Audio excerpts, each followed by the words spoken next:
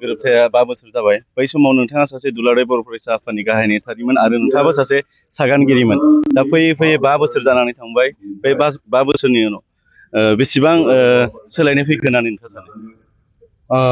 दिनै दुलाराय बर' फरायसा आफादनि बानजायनायाव आरो बिटिआर सरकारनि बानजायनायाव आलादा आलादायै दिनै बिटिआर जे गोरोबथा सान बे सानखौ बायदिसिना हाबाफारिनि गेजेरजों फालिनाय जादों।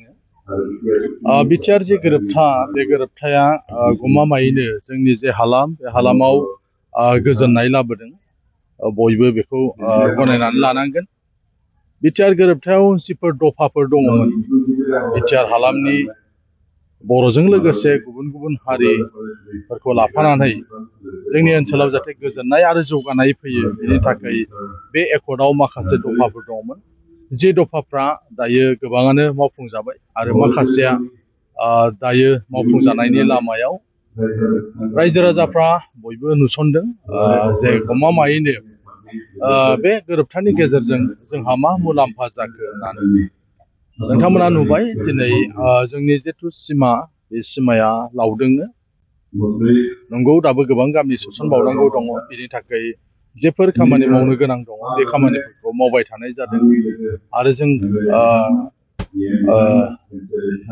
हमनो हायो जे खुब खम समनि गेजेरावनो बे गासैबो गामि सोसननो गोनांफ्रा सोसनजागोन होननानै जिफोर फसंथानफोर जोंहा मोनदोंमोन बे फसंथानफ्रा दायो माखासे जाफुंनायनि लामायाव। नोंथांमोना नुदों रेलवे कच फेक्टरिनि थाखायबो 300 कोटी रां अलरेडि भारत सरकारनिफ्राय सेंसन हरनाय जाबाय। माखासे डिपिआर जेफोर हरदोंमोन बिसेसकरि हा हुनि थाखाय बाहाय गोबाव जादों। मानोना गंसे गंसे जि फसंथानफोर बे फसंथानफोरखौ लुफुंनायाव जेसेबां रोखोमनि हा नांगौ बेफोरखौ थाब मोनैयाव माखासे डिपिआरआ लेट जादों। बेखौ जों बुंनानै लानांगोन। नाथाय बे गासैबो जेफोर दफाफोर दंमोन बे दफाफ्राव थानायफ्रा दिनै मावफुंजानायनि लामायाव बियो जानानै दङ। दिनै एनडिएफबिनि केसफोरखौ बुङोबा एनडिएफबिनि गोबां केसआ उइथड्र जाबाय आरो माखासेया उइथड्र जानायनि लामायाव। रन्जन दैमारि बिथांखौजों लोगोसे माखासे मानसिफोर दाबो जेलाव दङ। बिथांमोनखौबो बख'नानै लाबोनायनि थाखाय जेबायदि राहा लामा लानांगौ सरकारजों जेरैबायदि जगाजग खालामनांगौ बे खामानिफोरखौ मावबाय थानाय जादों। न'खरनि मानसिफ्राबो आफादनि मानसिफ्राबो जे बिटिआर गोरोबथायाव सागान होग्राफोर एबा बिटिआर जे सरकारनि दैदेनगिरिफोर रावबो बावनानै थाङाखै। बेफोर खामानिफोरखौ दायो मावबाय थानाय जादों। नंगौ मोगथां महर मोनाखै। बेनि थाखाय गोबाङानो गोबां रोखोमनि सानस्रिदों। नाथायबा बेफोर गासैबो आयदाफोरखौ लानानै साफ्रोमबो सागानगिरिया सिरियास। सागानगिरि जे आफादफोर दं बे आफादफ्राबो सिरियास। बेनि थाखाय नांगौ बायदि जे राहा लामा लानांगौ बे राहा लामा लानायखौ खालामगासिनो दङ। मोनसे एकर्ड जायोबा बिनि दफाफोरखौ मावफुंनो थाखाय सम लायो। थिग बेबायदिनो बिटिआर एकर्डनि जे दफाफोर बे दफाफोरखौ मावफुंनायावबो माखासे समनि गोनांथि जागोन। नंगौ दिनै 5 बोसोर जाबाय। बे 5 बोसोराव सरकार हिसाबै बिटिआर खुंथायखौ 4 बोसोरनि एसे बारबाय। बेयो माखासे दफाफोर मावफुंनायाव बेखिनि समा जथेस्थ' नङा जुदि गुबुन गुबुननि रुजुनायाव जों जुदि नायोब्ला। नाथाय बिटिआर जिथु एकर्ड बिटिआर जि गोरोबथा बेखौ लानानै नोंथांमोना नुदों जे भारतनि गाहाय मन्थ्रि आरो नखर मन्थ्रि बिथांमोना जेरैबायदि सिरियास। नोंथांमोना नुनो मोनबाय जे थांनाय दिल्लीयाव जालांनाय जे बर' महोत्सब बेवहाय गाहाय मन्थ्रिया गावनो फैनानै बर'फोरनि लागै माबायदि बाथ्रा बिथाङा बुंलांखो एबा बिटिआर एकर्डखौ लानानै बिथाङा माबायदि बाथ्रा बुङो। बर'फोरनि जिथु एकर्ड बेखौ लानानै बिथाङा दिनै भारतनि अनगायैबो गुबुन गुबुन जायगाफ्रावबो बिथाङा बे गोजोन गोरोबथानि बागै बुंगासिनो दं। बेनिफ्राय जों हमनो हायो जे गाहाय मन्थ्रि आरो नखर मन्थ्रि बिथांमोना जेब्लायबो बिटिआर एकर्डखौ लानानै बिथांमोना खामानि मावगासिनो दङ एबा बिटिआर एकर्डखौ लानानै बिथांमोना सिरियास। बिटिआर एकर्डनि गासैबो दफाफ्रा जेथु मावफुंजायो बेनि थाखाय बिथांमोना जेब्लायबो बिथोन हरबाय थादों। बे बाथ्राखौ जों बयबो नुगासिनो दं एबा बुजिनो हायो। दा आं खावलायनो लुबैदों रायजो राजाफोरखौ माखासे सम नांगोन। बे समसिम धैर्ययै जों थालायनांगोन जों खौसेयै जों आवगायनांगोन जाहाथे मोनफ्रोमबो एकर्डनि दफाफ्रा जाहाथे मावफुं जायो बिटिआर एकर्ड गोरोबथानि सिगां नोंथाङा सासे दुलाराय बर' फरायसा आफादनि गोख्रों दैदेनगिरिमोन बेनि उनाव गोजोन गोरोबथानि उनाव नोंथाङा बिसायख'थिनि गेजेरजों नोंथाङा सासे एमएलए जाबोबाय दा बेनि उनाव आथिखालाव जों नुनो मोनो जे बिटिआर एकर्डखौ लानानैनो माखासे गावजों गावनि गेजेरावनो मोनसे दान्थे बिदान्थे राजखान्थिखौ खालामनायखौ जों नुनो मोनो बेनि सायाव मा बुंगोन नोंथाङा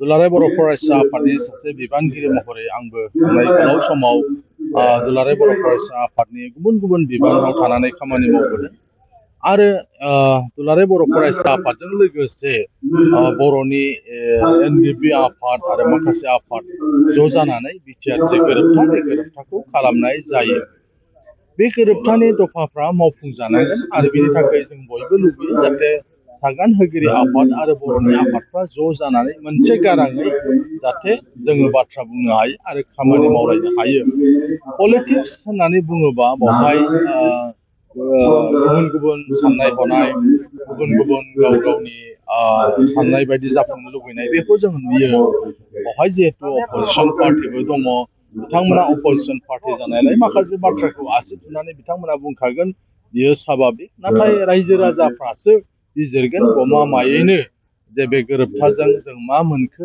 आरो बे गोरोबथाया माबादि बे बाथ्राखौ रायजो राजाफ्रासो बुंगोन जों बेखौल' खावलायबाय थादों जे जोंनि गेजेराव हायोबा खौसे जानानै जों जाहाथे बे गोरोबथानि गासैबो दफाफोरखौ जों मावफुंलांनो हायो बेखौ जों लुबैदों आङो सिगां मोनसे माहारियारि आफादाव दंमोन दायो मोनसे राजखान्थि हान्जायाव थानानै खामानि मावगासिनो दं सासे एमएलए महरै जोङो जिहेतु 6 शिड्युल ट्रान्सफार साबजेक्ट जे साबजेक्टफोर दाबो स्टेटनि आखायाव दं जेराव जेखौ जों मावनांगौ बेबायदि मावनो थाखाय जोङो नाजागासिनो दं जाहाथे जों काउन्सिलखौ रिप्रेजेन्ट खालामनाय हिसाबै काउन्सिलाव बिखौनो गोनां एबा जोंनि माखासे स्टेट लेभेलनि जे खामानिफोर थायो बे खामानिफोरखौ मावनो थाखाय जों नाजायो जोंनि पार्टिया जेरैबायदि जोंनो बिथोन होयो बेबायदि बिथोनखौ लानानै जों मावनो थाखाय जों नाजायो जों सानो जे बेबायदि ज' ज' मावलांनो हायोबा बिटिआर ओनसोलनि जे जौगाखांनाय बे जौगाखांनायनि थाखाय जों बयबो खामानि मावलांनो हागोन बिथाङा सासे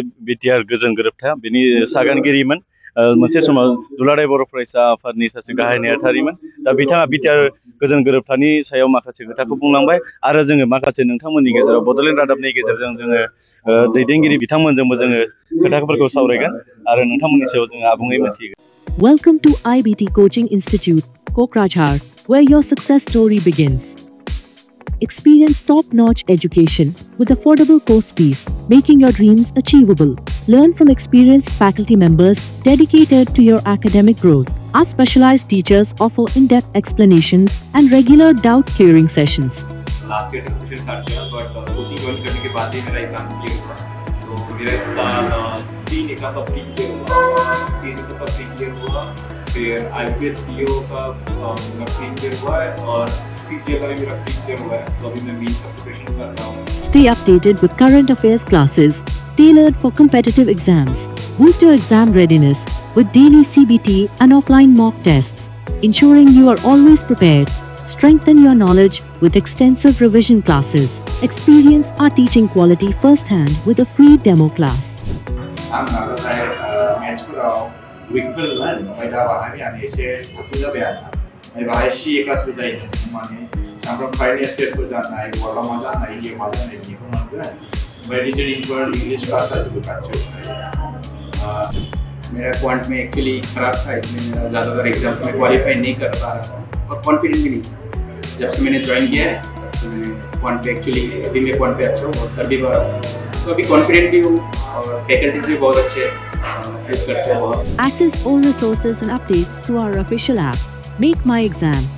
Receive comprehensive course materials and monthly magazines at no extra cost. Join India's #1 coaching institute with proven success in SSC. Our achievement.